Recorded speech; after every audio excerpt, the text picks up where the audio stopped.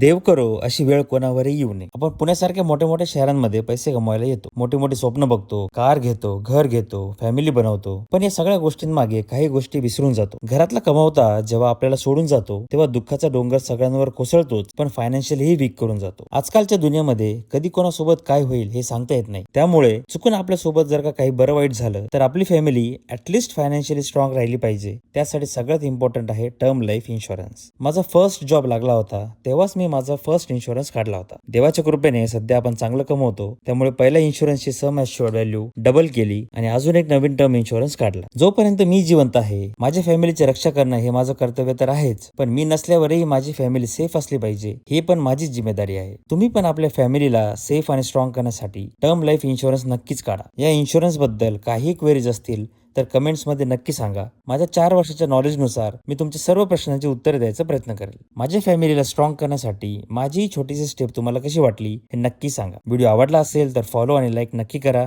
भेटूयात पुढच्या व्लॉगमध्ये.